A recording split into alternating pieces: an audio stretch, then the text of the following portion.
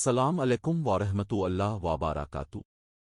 آج ہم بات کریں گے اسلامی سال کے ایک بہت ہی بابرکت اور عظیم مہینے کے آغاز کی، یعنی ذوالحجہ کے پہلے دن کی، یعنی یکم ذوالحجہ کی اہمیت کے بارے میں۔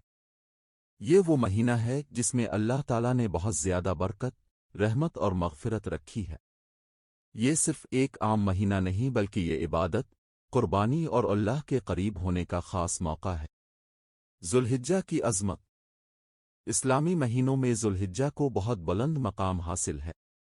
یہ ان 4 حرمت والے مہینوں میں سے ایک ہے جنہیں اللہ تعالیٰ نے خود منتخب فرمایا ہے۔ ان دنوں میں نیکیوں کا ثواب کئی گنا بڑھا دیا جاتا ہے اور گناہوں سے بچنے کی خاص تاکید کی گئی ہے۔ یکم ذوالحجہ دراصل اس عظیم عشرے کی ابتدا ہے جسے عشرہ ذوالحجہ کہا جاتا ہے۔ یہ وہ دن ہیں جن کے بارے میں نبی کریم نے فرمایا کہ ان دنوں میں کیے گئے نیک اعمال اللہ تعالیٰ کو سب سے زیادہ محبوب ہیں۔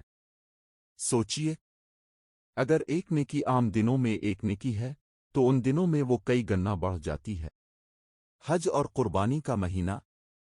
یہ وہ مہینہ ہے جس میں لاکھوں مسلمان اللہ کے گھر کعبہ کا حج ادا کرتے ہیں۔ دنیا کے کونے کونے سے مسلمان ایک ہی لباس، ایک ہی مقصد کے ساتھ جمع ہوتے ہیں، صرف اور صرف اللہ کی رضا۔ اسی مہینے میں قربانی کا عظیم فریضہ بھی ادا کیا جاتا ہے جو حضرت ابراہیم علیہ السلام کی عظیم قربانی کی یاد دلاتا ہے۔ یہ ہمیں سکھاتا ہے کہ اللہ کے حکم کے آگے ہر چیز قربان کی جا سکتی ہے۔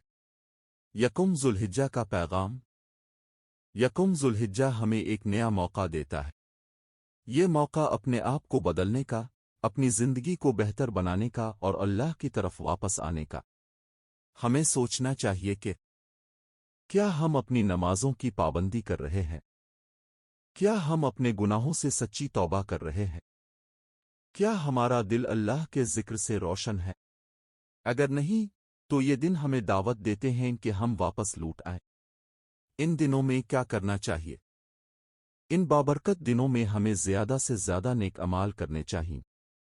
5 وقت کی نماز کی پابندی، قرآن پاک کی تلاوت، استغفار اور توبہ، صدقہ و خیرات، والدین کی خدمت، لوگوں کے ساتھ نرمی اور اچھا سلوک، اللہ کا ذکر، سبحان اللہ، الحمدللہ، اللہ اکبر۔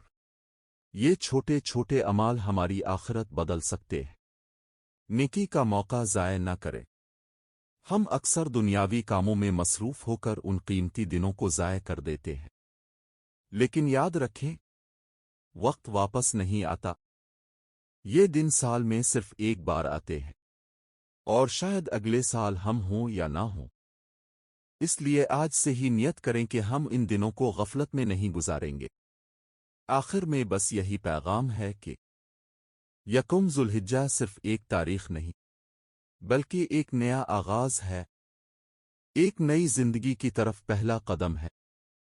آئیے ہم سب مل کر عہد کریں کہ ہم اپنی نماز نہیں چھوڑیں گے، ہم جھوٹ اور گناہوں سے بچیں گے، ہم اللہ کو ہر حال میں یاد رکھیں گے، اور ہم اپنی آخرت کی تیاری کریں گے۔ اللہ تعالی ہمیں ان بابرکت دنوں کی قدر کرنے، نیک اعمال کرنے اور اپنی مغفرت حاصل کرنے کی توفیق عطا فرمائے۔ آمین یا رب العالمین۔